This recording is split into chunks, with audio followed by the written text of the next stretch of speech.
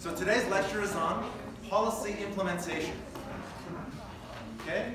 So you guys all know what implementing policy means? What does implementing mean? Implement. To get something going, right? So last week we talked about policy formulation, right? So now you've formulated your policy, you know what you want, but now you've got to get going with it. You've got to implement that policy. How do you do it? So you've got this rule of, let's say, no plastic bags. That's your policy goal, no plastic bags. How do you implement this policy? Is there one way of implementing this policy? Is there more than one way? Yeah. It depends on the government. If you're a dictatorship, pretty much the dictator can still say the rule. So if you want to no plastic bags, and then pretty much everyone under him would go along with that and follow what he says. Whereas with the democratic system, it has to go through individual levels of government. Okay, so the answer was that in a dictatorship, the dictator can just put his will into practice. So think of it this way. Let's say Canada was actually completely empty. The population of Canada was not completely empty, but just two people. It's you and me. Just you individually and me. I say I'm the dictator, and you owe me taxes. And you say no. Canada's a big country. We got mountains and forests and deserts and empty terrain. How likely am I to collect my tax revenue if it's just me and you alone? You can hide in the forest, you can hide up in the mountains. Is it very likely or very unlikely? Unlikely. Now let's take it the other way around. We're in a packed Tokyo subway car. You've seen those videos where the people are pushing people in like they're canned sardines, and then the door's shutting behind them. Everyone's squeezed in. You can't even turn around. Now I'm standing in the middle of that subway car, and I declare myself as dictator. And I say, everybody in this car owes me taxes or else. That's a pretty threatening statement. What's the likelihood that someone from behind me, and remember, I can't look behind me. Someone from behind me has maybe another idea about my dreams of being a dictator. High or low? Pretty high, right? So, something you can think about. This graph here is, we call this population density. And then we can call this success rate, dictatorial success rate. Right? And up here is 100%, and here is 0. If the population density is 0, what is the likelihood of being a successful dictator? 0. If the population density is, we'll call this infinite, what's the likelihood of being a successful dictator? 0 again. So that there's some optimal population density for being a dictator.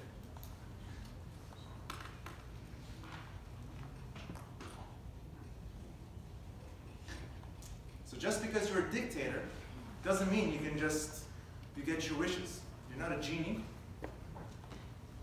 You're not God. You're still a person and you're dealing with other people.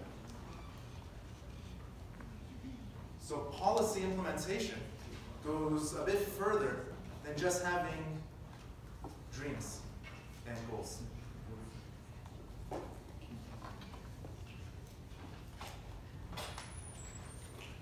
So we've got two ways, though, of still implementing policy. So you can still have, we'll call this a centralized approach.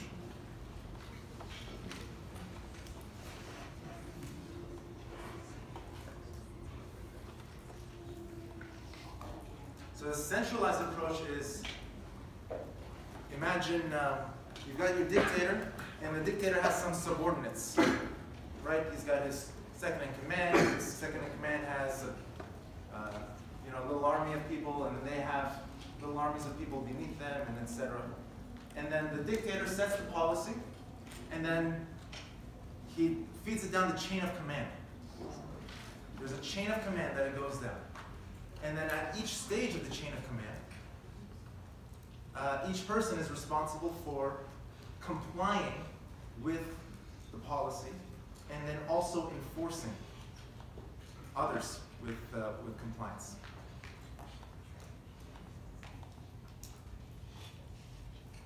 So crucial to this approach to policy implementation is compliance and enforcement.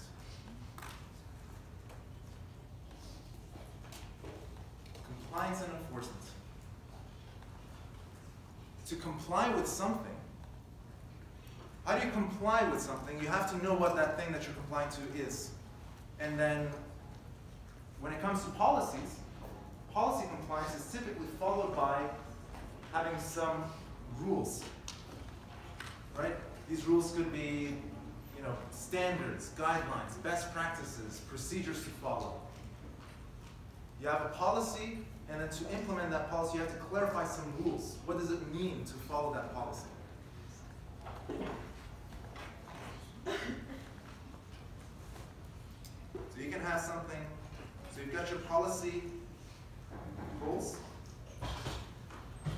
and then from here you create some rules, and these rules help people to comply, help create compliance with these rules, and then others then have to enforce compliance, right? So you set a policy of Highway 6 here has a speed limit of 80 kilometers per hour. That's your policy.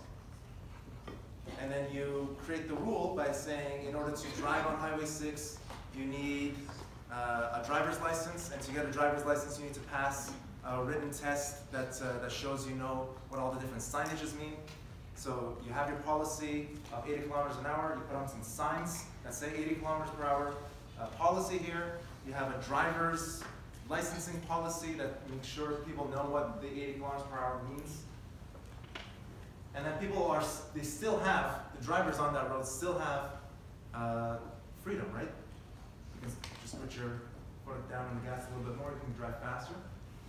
So now you have to enforce this policy through the police. Do the police follow the same rules as everybody else on the road? No. They have their own separate rules.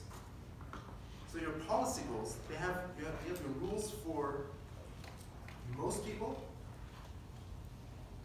rules for most, and then you've got your rules for enforcers.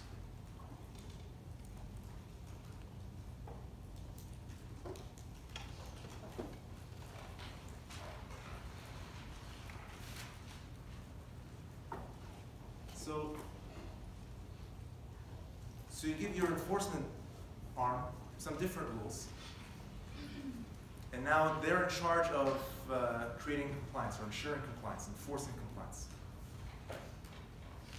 How do you measure compliance? How do you figure out if your officers are doing their job? How do you find out if the people are doing their job? Any ideas?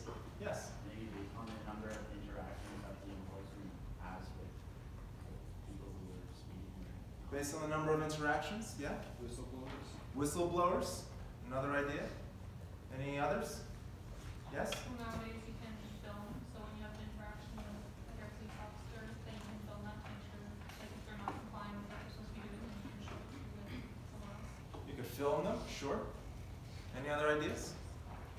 On on ensuring enforcement and compliance? Yeah. Fear. Fear. Fear? How do you measure fear? Purge. A purge? Okay.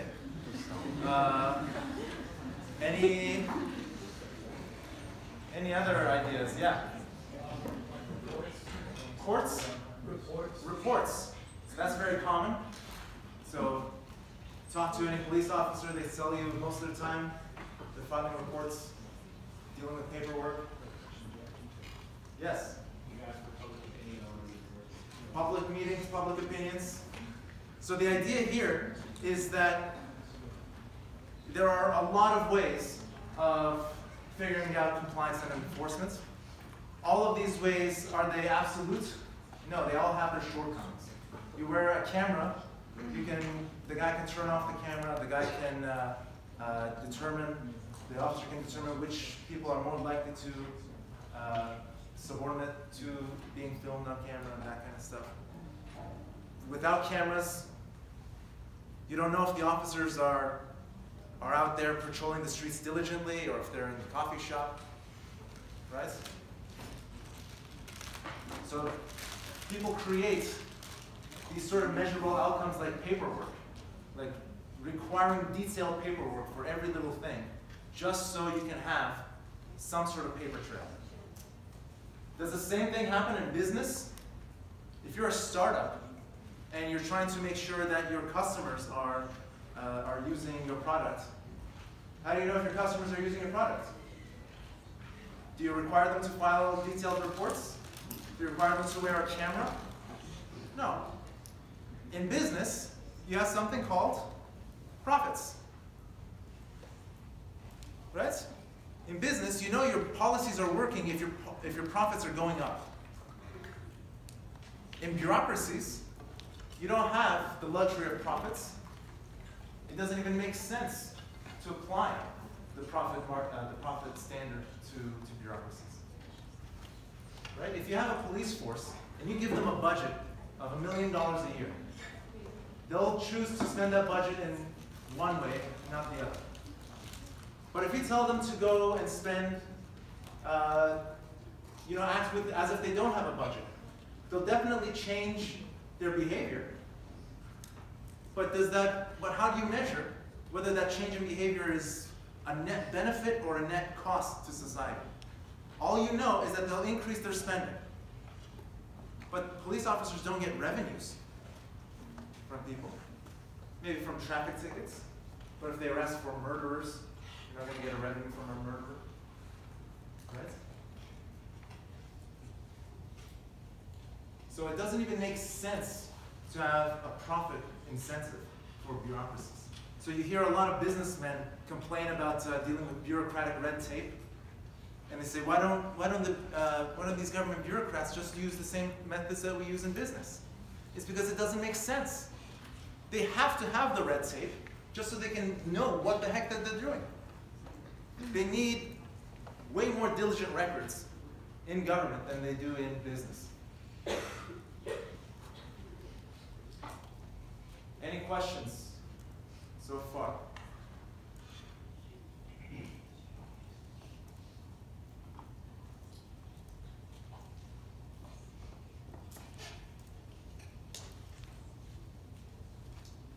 The alternative to this centralized approach, so let me be clear, you still need compliance and enforcement for whatever policy. But the alternative to this centralized approach, I'm going to call a decentralized approach.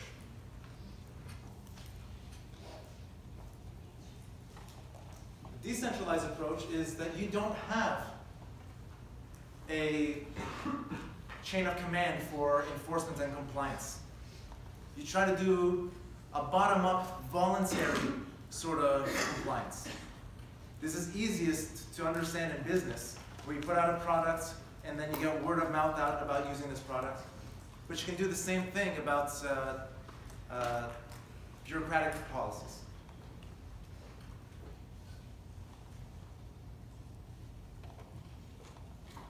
So this decentralized approach is harder, but it's more successful if you can implement it.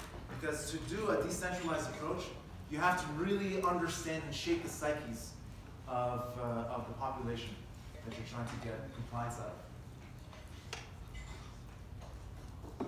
So one method of trying to get this decentralized approach of compliance is understanding something called choice architecture.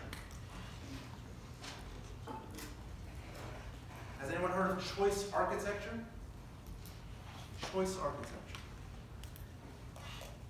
Ever heard of nudging? That's unfamiliar. Anyone can guess what choice architecture means? Choice architecture. What's a regular architect do? Right? They design a house. They design the different rooms and the flow of the house. A choice architect designs the choices that you make in some kind of context. So you can think of a supermarket. The choice architecture in the supermarket, you've heard of the impulse buy items? They put those right next to the cashiers. If they put the impulse buy items way at the end of the store, if you went at the end of the store on your way back, you picked up some Mike and Ike's. At the end of the store on your way back, you had lots of time to think through your decision and maybe change your mind. So they put the Mike and Ike's at the front of the store, so you don't have a lot of time to change your mind. They understand the psychology of how people choose. So there are some principles for choice architecture. First and foremost, you want to have a clear objective. Right? What is it that you're trying to change? What is the behavior that you're trying to change? Be as precise as possible. Second is you have to understand the incentives that people are facing. What are their costs? What are the benefits? What are the currently existing choices that they're making, and why? Right? There you've got. You have to understand this is related to the second. Understand the values of the population. What do they want currently, and what do they maybe want later? What's important to them? What do they think of as ethical and unethical?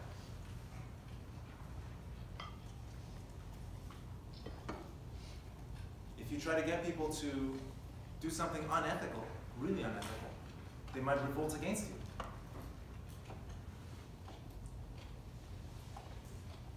So you have to understand what are the boundaries that you can act.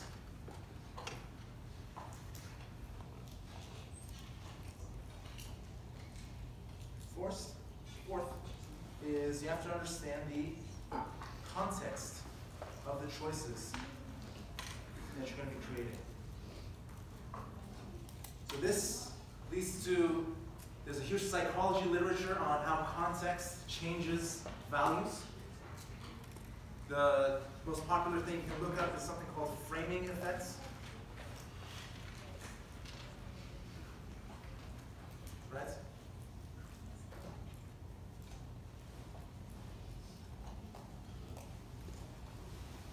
So a lot of people think that these big gas-guzzling SUVs are a problem for the environment, etc. And cities as well now. People are complaining we've got these SUVs are too large, they hit too many people, they have large blind spots. A typical approach then to this problem is to say, let's just ban the SUVs. Who thinks if we ban SUVs, that's going to be popular and you'll get a lot of compliance right away? Right? Very few. I think it's going to be unlikely. An alternative approach would be to say that only convicted pedophiles have to drive SUVs.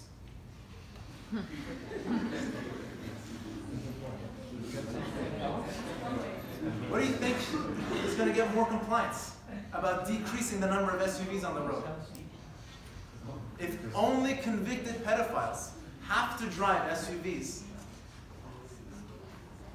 right? So that's an extreme example. But do we have any Turkish people in the room? No? So Turkey is, the modern nation of Turkey was, people say, was founded by or really influenced by a guy named Ataturk. And he was in the early 20th century. And he was very secular. Turkey at the time was a very religious country. And he wanted to change Turkey to become more secular. So among the other things that he did was he changed the language, the script that they used in the language from the Arabic script to the Roman script. But he also didn't like the women wearing veils. But unlike France and Quebec that has tried banning the use of veils in certain public places, what Ataturk did was that he made it mandatory that prostitutes wear the veil. And if you know what Turkey is like today, most women, even though it's nominally a Muslim country, most women do not wear a veil. So people like to make this, tell this story a lot about the effect of framing. Here's another similar story. There's something called the Eurostar train in Europe. It's got a stop between London and I think Paris, somewhere over in France. And government agencies spent hundreds of millions of dollars, or several billion dollars, I think $5 or $6 billion, trying to make that the 3-hour train journey. They try to make it about 20 minutes faster. A man named Rory Sutherland came along and he said, for 1/10 of that price, you could have hired all the top male and female supermodels in the world and have them walk up and down the train handing out free champagne to people, and people would have asked the trains to be slowed down. Right? So you open your mind to the choices that are available. You don't have to always spend big money to get big results. You don't have to ban things to get people to not use something.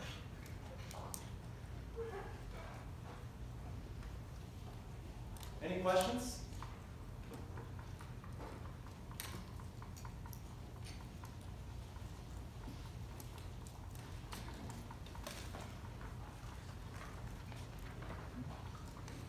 So going back to the centralized approach.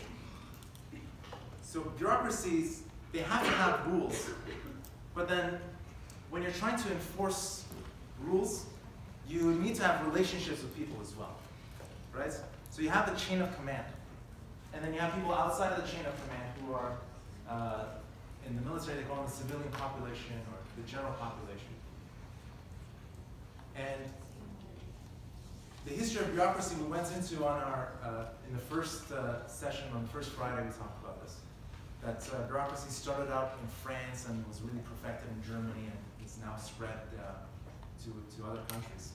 But the function of bureaucracy hasn't changed much. And the way the pattern of behavior of bureaucracies haven't changed much either. And one of the important things is understanding the relationships involved. In that when you have a chain of command,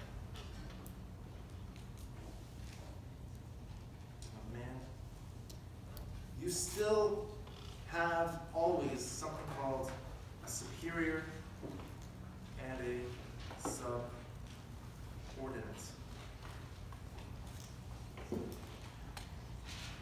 The superior always has to, the superior is the one who sets the rules, right? So the superior is always the one who sets the rules, and the subordinate is the one who has to follow the rules.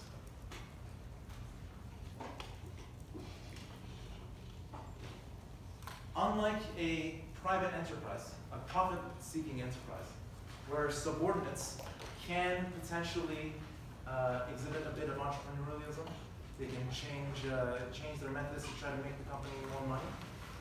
If a subordinate doesn't follow the rules because he thinks something might be more efficient, what he's doing is called insubordination.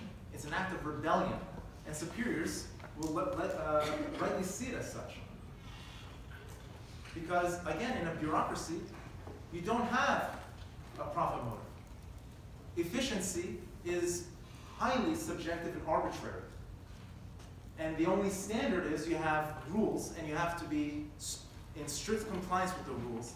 And that is what the best way of measuring the outcomes of a policy are, if there are strict compliance with the rules.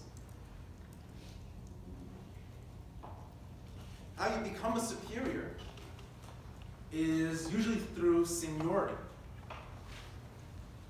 It's usually older people who have started out lowly ranks and worked their way up. They become superiors in bureaucracies.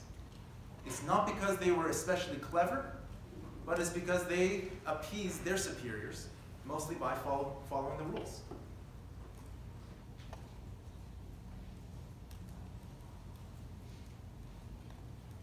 If you spent your entire career by being subordinate to others and by pleasing your superiors, how likely is it that when you become the chief of a little department, that you're going to be looking to take on big risks, that you're going to be looking for new innovations?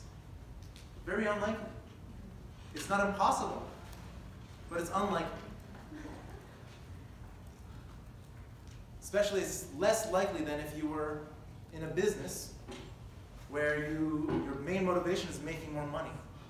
And so if someone comes up to you with an innovation that promises more money, you're likely to take on that innovation, accept that innovation.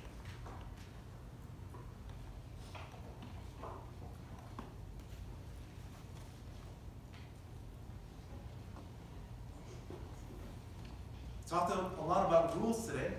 These rules aren't always written down clearly. There's something called meta rules, right? So you've got your rules, and you've got your meta rules. So this is the set of all the rules, and then you've got your meta rules. These are unwritten. These rules are a subset of these meta rules. These meta rules could be broader ethics, right, and morals, and unwritten and unspoken codes. In the United States, they have a big problem right now with police brutality, and especially against minorities. And one of the issues that people bring up is how the good cops aren't, reporting on the bad cops, quote unquote. Right? There seems to be a very strong sense of camaraderie among police officers within the same department. The question is why, right? People say, oh, if I was in a private business and someone above me or below me was acting unethically, I would report them, and something would happen, and I would stand by my principles. What you don't understand is that in a private business, your business is competing with other businesses, other private businesses, and they can lose money at any time. So if somebody's doing unethical things in your business that can, if revealed, lose your company money, then that's a competitive disadvantage for your business. So it's possible that your superiors in a business would want and try to incentivize people to rat out unethical behavior. It's possible. It's not guaranteed, but it's possible. You have that possibility. In bureaucracies, because they're typically monopolies, at least in some local jurisdiction, it's illegal to compete against them.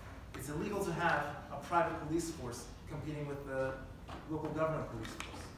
It's illegal to have a private Service Ontario handing out driver's licenses.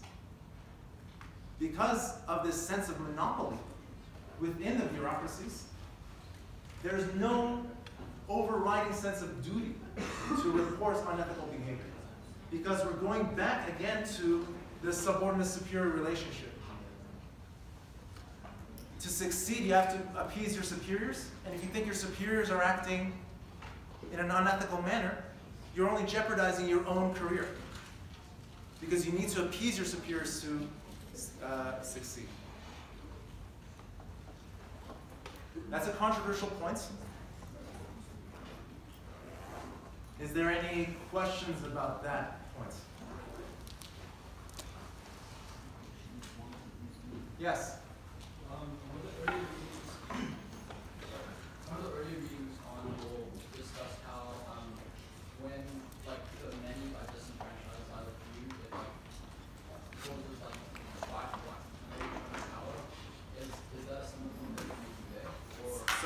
speak up. If many are, One of the earlier meetings mentioned that like when the few disenfranchise many, yes? like it usually causes an strike or like an overturn of power. Is Yes. that some of the points that you're making, or? So the question is when the few are overriding the wills of the many, that creates strife and creates opportunities for revolt, etc. So that's possible. It can happen in these things. That's called mutiny, right? On pirate ships, this was the most common situation, where if the captain of the pirate ship was enforcing too strict of rules, then the pirates would actually have mutiny against the captain. So that it can happen, but in our super bureaucratic system, it happens less likely. People understand the rules now because it's such an old system. All right, guys. So that's it. See you guys on Monday. I'll be posting a new homework this Sunday. Don't forget. Sorry, good quiz.